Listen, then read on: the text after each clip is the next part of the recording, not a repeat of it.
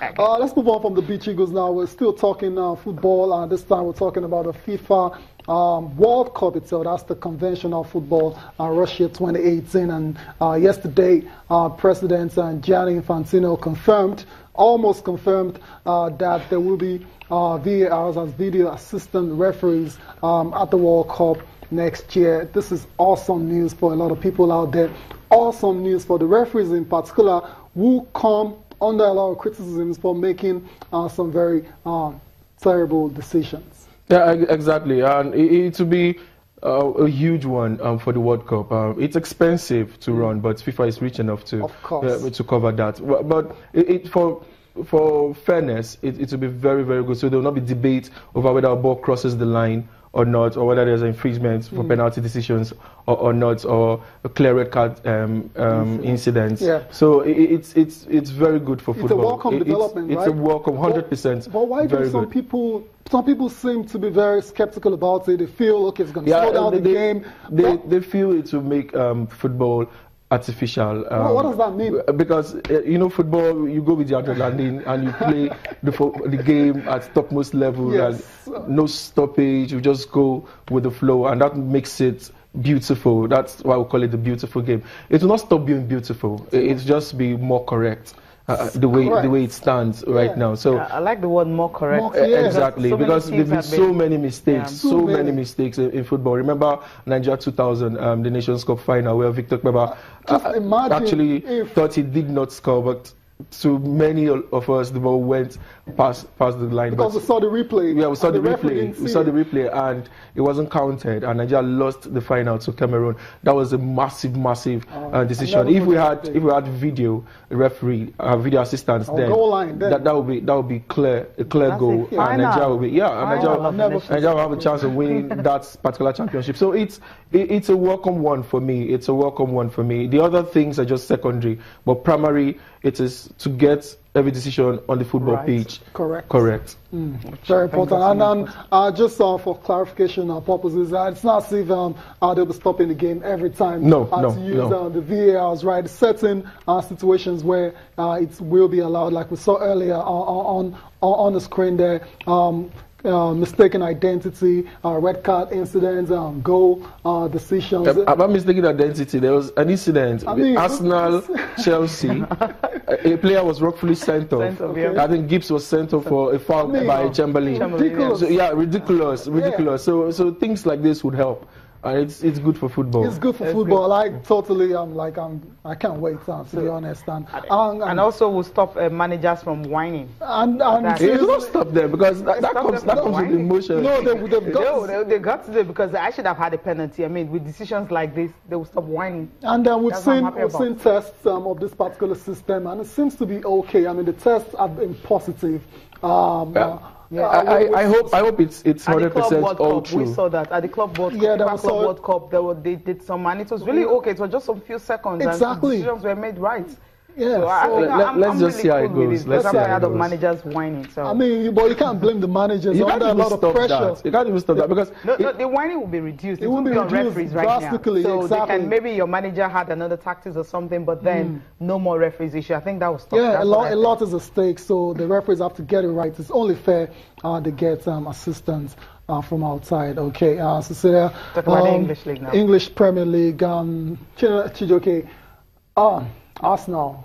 I don't know if we should talk about Arsenal. Yeah, we should talk about Arsenal. We'll start with Arsenal, yeah, because they managed to beat Leicester by long goal. Leicester beat themselves, score an own goal. Okay, yeah, Arsenal won the game. Arsenal won the game 1-0. They picked up a very important point, a very important win.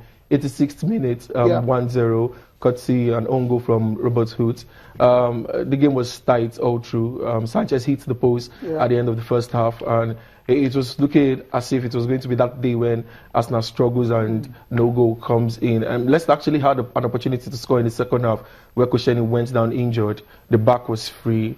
Okazaki was with the ball, but he made the wrong decision of trying to shoot instead of passing to Jamie Vardy. But Arsenal won that one, and it's good for them. And the race for the top 4 is really, really tight at this moment, and Arsenal stands a chance. Yeah, yes, they'll have a chance. Yeah, surely. Other games, Middlesbrough 1-0, first win in 2017. It's taken them so long to get 3 points this year. 1-0 over Sunderland. Sunderland looking like they are going to go down. Yeah, that's what it looks like. I think both teams will go down. Both teams, right? Yes, okay. Both teams. Who's going to join them? Hull, Swansea? Okay. We'll wait and see. We'll wait to see. And the most important game on the night, Tottenham went to Selhurst Park to defeat Crystal Palace. That's my favorite. I don't know whether it's most important, but that's my favorite game. Yesterday, it's actually important in terms of the title race. Yes, yeah, they kept 4 points adrift of Chelsea. Very, very good points for Tottenham Hotspur. That was their 8th consecutive win in the Premier League. That is the first time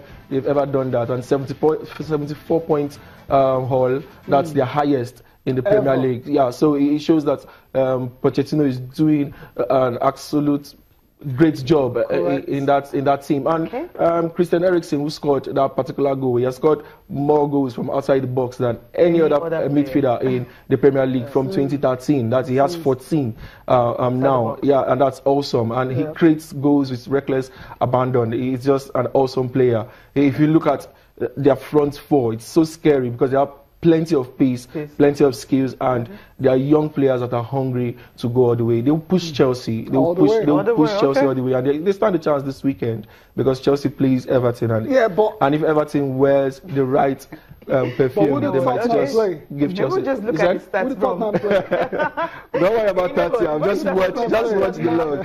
Whoever they're playing, take a look at some of the stats from the games, especially starting with the one between Arsenal and Leicester City. Arsenal, I mean, they haven't done so much right this season, but then this start is telling you a whole lot of things. They were able to extend their unbeaten run over Leicester in the Premier League to 21 games.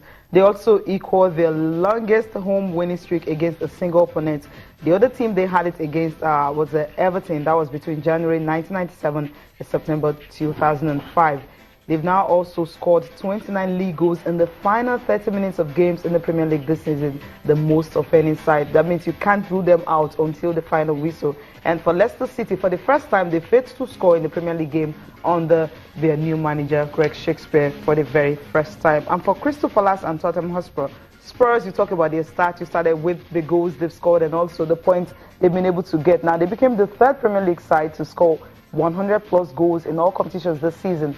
Manchester City 105, Arsenal 106, and they've also won 8 consecutive league games for the first time since October 1960. 13 in a row, that was the one they recorded in 1960, but now they've won 8. And for Crystal Palace, they've lost 4 successive league games against Spurs in the top flight for the first time since September 1971, and that's what 5 in a row.